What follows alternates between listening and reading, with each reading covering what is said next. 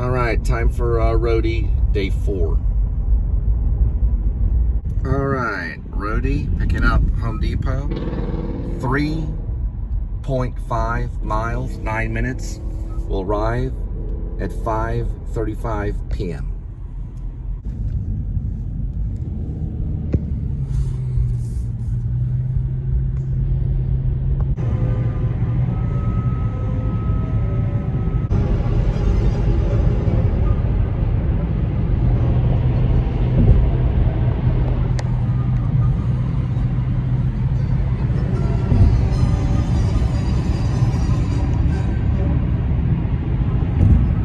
All right, so my final step before calling ICE, which that'll be the final step, but before that is Eternal Affairs. I did file the police report against Nizza Pizza. So my next step, because they have a bully that works there, there's a couple of them, the owner, his name is Hyson, and Moreno, who got in my face, about right here in my face, and threatened to beat me to death. He basically did. I reported that. Well, he tried to lure me outside to fight me. So I reported that, and he looks dangerous, and I reported that. And my next step, always report it with Eternal Affairs. I have 2 operator names, because the police can pay off the operators to protect them. The operators are very, very important, because if they don't file the report, then there's no report filed. Both operators refuse to file the report. So I have their ID information, and one's a supervisor. So those operators will be reported to Eternal Affairs. Eternal Affairs is probably what's going to set everything in motion. Then my last attempt will be ICE to verify that all the workers have the updated proper paperwork, because they may have outdated paperwork.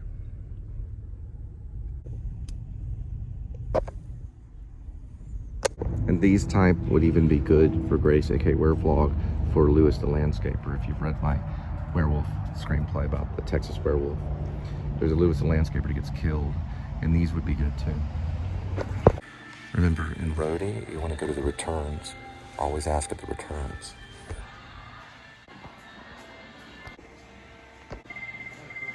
I'm a roadie driver. All right, so Alexis was asking private information about my name. She wanted to know my first name, and she put it under notes only. And there was no template for saying name. But I showed her my app and all my information. It's 2. It's 1 and 2 deliveries. Starting guidance. Home Depot delivery. Start guidance again. There we go. We will be going 6 miles. We'll arrive at 6:02. It will take 15 minutes.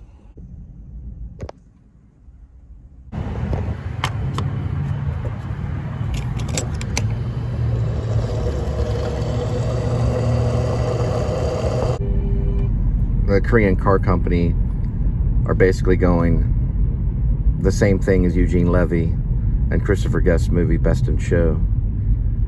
I'm gonna walk Winky, hun. They're going, we're leading Cole.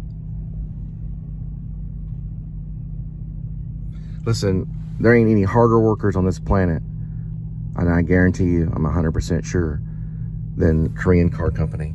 I've worked for them. I used to sell Korea. I sell Korea. This used to be Korea, and this was International Auto. It's now Kia, which means to rise. But there's no harder car company in the world than Kia. They'll work harder than all of you.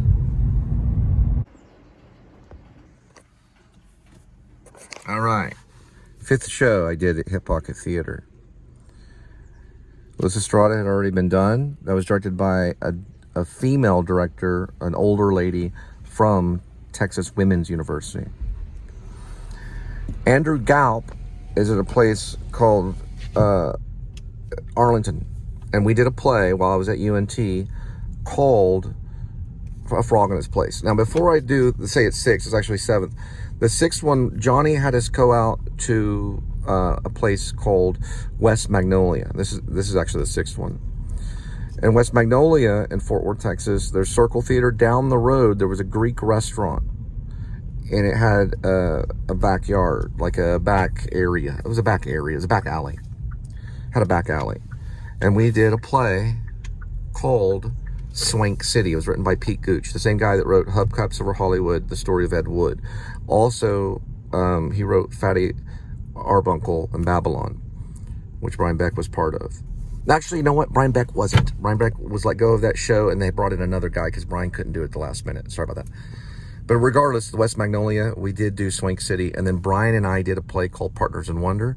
But before that, Johnny had us do a show called Mountebank's Changing Places.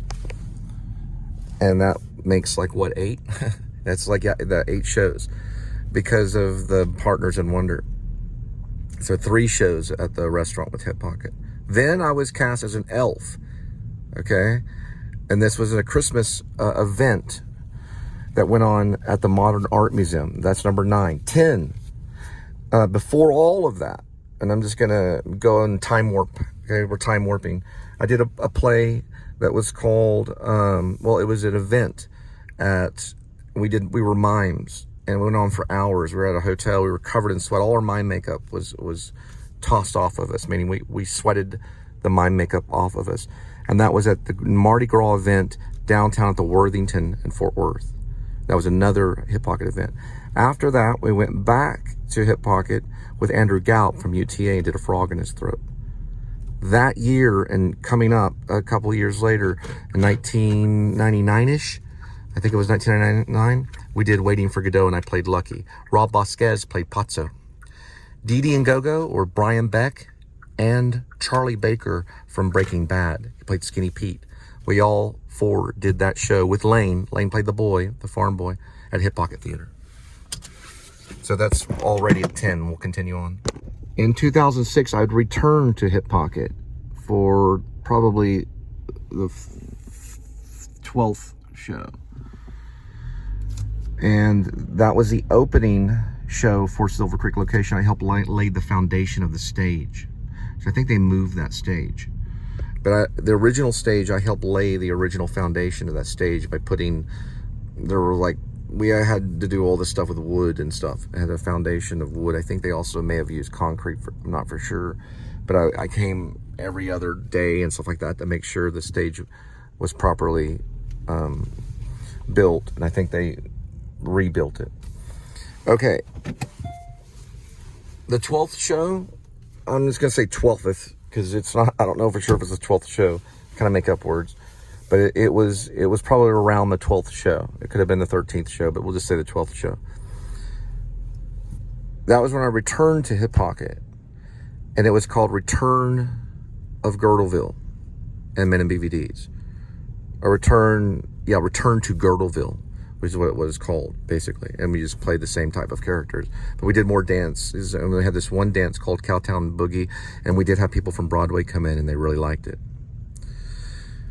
You got to realize that Hip Pocket is connected with a guy named Tommy Toon. He's the king of Broadway. His sister, oh yeah, that was correct. His sister actually runs a studio in Fort Worth down the street from where I used to live. We'll go further than Return to Girdleville because I continued on. The next one would be Mount Analog, and I played Arthur Beaver in that one. It was Yeti songs for Mount Analog.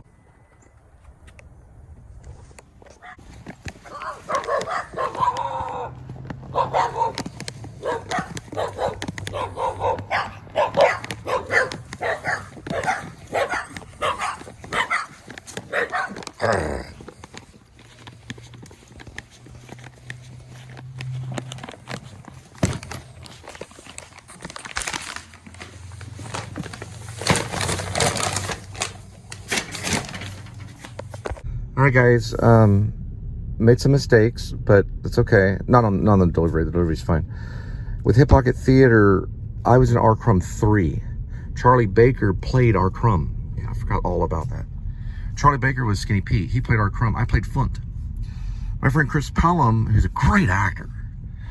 Look at this. That's beautiful. Look at that. I got to put in some directions and stuff. Chris played this character called I don't even know, his long nose, Mr. I cannot remember the name of it. Chris would know.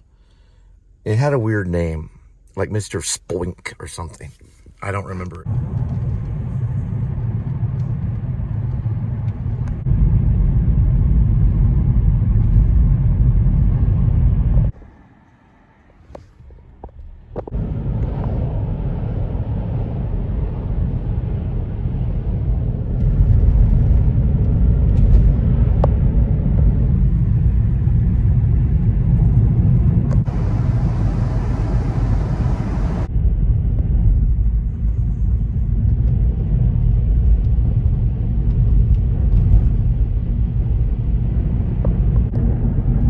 I don't mean disrespect to Johnny Simons, but he is kind of a perfectionist when it comes to blocking, just like a choreographer would be.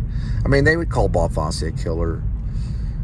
You know, they call these directors killers. You know, they don't kill actors per se, but they scare the crap out of them, okay? I know that some directors can overdo it, and his yelling and all that stuff would always keep me on edge. And maybe that was the energy that he wanted to bring out into the theater. But true creativity comes from a calmness and a happiness, as a freedom. We're only creative when we're calm and when we're happy, and we can take this beautiful world in with a smile. We can't kill with yelling and screaming and yelling and screaming and being a brat. We can only, and this goes for any military branch or whatever, you can only kill with kindness and music. And that's how they killed David Koresh. They fed a lot of music to him before they kicked in his door and burned all his children. You know, Johnny was kind of a cult leader a little bit, to a certain degree, or he is seen as that. But he's not. He's just a crazy mime that gets mad. He'd call himself a crazy ugly man, or something like ugly old man all the time. And he also taught me at Texas Wesleyan, I believe it was Mind, Mask, and Movement. And he had this slideshow that showed the theater. He'd show all the pretty girls in the Mind, Mask, and Movement class, his theater and all his girls and all his stuff, and he could show everybody, and when we show a picture of him, he would say, "Oh, there's an ugly old man." And he talks in this real fake Texas accent like this his whole life, like a lot of dancers will always talk in an accent, real down to earth, and he's drinking Milwaukee's best. You want some? And he's like, "I'm gonna direct this play. This play over here is, I don't know." He might have directed Mad Dog Blues. He told me he liked the play Cowboys #2, which is a Sam Shepard play. He's kind of hard to sit down and talk to because you don't know when he's going to fly off the wall. He can fly off the wall over anything. There's a deer right there.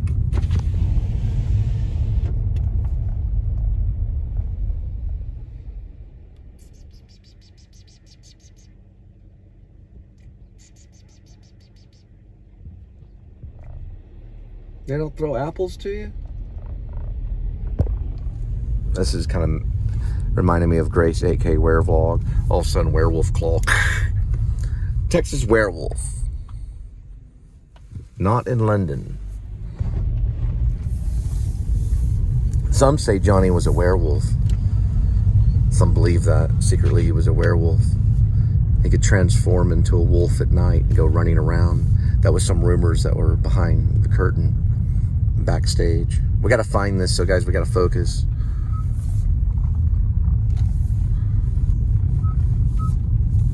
Look at that. There's nothing more beautiful on this planet than making a major motion picture. There's nothing more exciting in this planet than making a major motion picture from Hollywood. There's nothing more exciting in the world. It is the most exciting thing, I promise you. Nothing is more brilliant. You can do all the plays you want, and it won't be as brilliant as working with Orson Welles, which is who I am. Brian Beck tried to be it, but we buried him. He found out who Orson Welles was. It's Cole Spivey. That is correct, because when I went up to Maine and I worked at the Center Theater, I was told to play Orson Welles in a commercial. It's Pinky in the Brain. Pinky in the Brain. Pinky, we're going to take over the world, Pinky. All right, we're going to find this. Pinky in the Brain. Pinky and the brain. We're gonna take over the world, Pinky. We'll take over the world, Pinky. This is Orson Welles speaking. We'll take over the world. Pinky and the brain. Pinky and the brain. That one's for Brian.